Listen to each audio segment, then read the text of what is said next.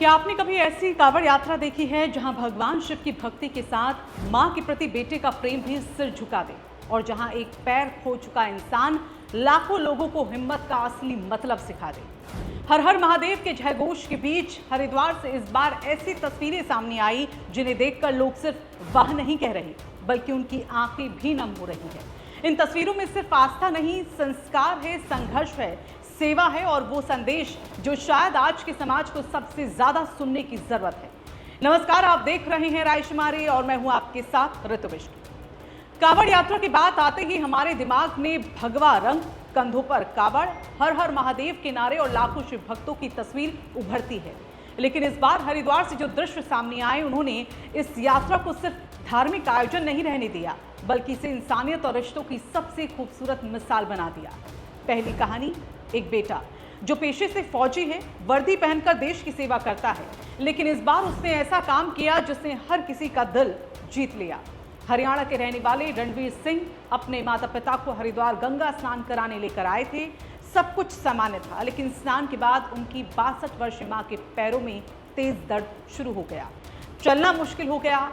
Bahadurabad toll plaza के पास जब लोगों ने ये दृश्य देखा तो हर कोई रुक गया। कांवड़िए भी देखते रह गए, मोबाइल कैमरे निकल आए, लेकिन उससे भी ज्यादा लोगों के दिल भर आए। जब रणवीर सिंह से पूछा गया कि आपने ऐसा क्यों किया, तो उनका जवाब शायद इस पूरी कहानी की सबसे बड़ी सीख बन गया। उन्होंने कहा, माता पिता की सेवा करना मेरा कर्तव्य है, उनके लिए इतना करना मेरे लिए एक सौभाग्य की बात है। माँ बाप का आशीर्वाद ही जीवन की सबसे बड़ी पूंजी है। सोचिए, जिस बेटे के कंधों पर देश की सुरक्षा की जिम्मेदारी है, उसी कंधों पर उसकी माँ बैठी हुई है। ये सिर्फ एक तस्वीर नहीं, ये भारतीय संस्कृति की पहचान है। अब दूसरी कहानी, और यकीन मानिए ये कहानी आपको ये सोचने पर मजबूर कर देगी कि जिंदगी में हमारी शिकायतें आखिर कितनी छोटी हैं।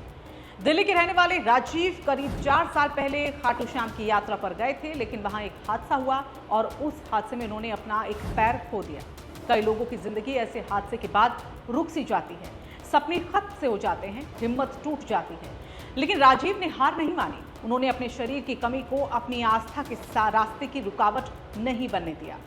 इस साल सिर्फ एक पैर के सहारे नहीं, उन्होंने हरिद्वार से गंगा जल उठाया और दिल्ली तक कांवड़ यात्रा शुरू कर दी। जी हाँ, एक पैर, लेकिन इरादे पहाड़ से भी ज्यादा मजबूत। राजीव कहते हैं, अगर श्रद्धा सच्ची हो तो कोई भी मुश्किल बड़ी नहीं होती। आज रास्ते में हजारों श्रद्धालु उन्हें देखकर रुक रहे हैं, उनकी हौसला अफजाई को कर रहे हैं और उनका जज्बा लाखों लोगों के लिए प्रेरणा बन चुका है। दरअसल कांवड़ यात्रा सिर्फ पैरों से नहीं चलती, ये विश्वास से चलती है, और जब विश्वास मजबूत हो तो शरीर की सीमाएं भी छोटी पड़ जाती हैं। उधर हरिद्वार में आस्था का सैलाब लगातार बढ़ता जा रहा है।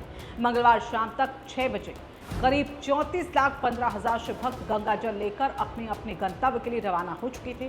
वहीं एसएसपी नवनीत सिंह भुल्लर के मुताबिक कांवड़ मेला शुरू होने से अब तक 1,43,25,000 से ज्यादा शिव भक्त गंगा जल लेकर हरिद्वार से निकल चुके हैं।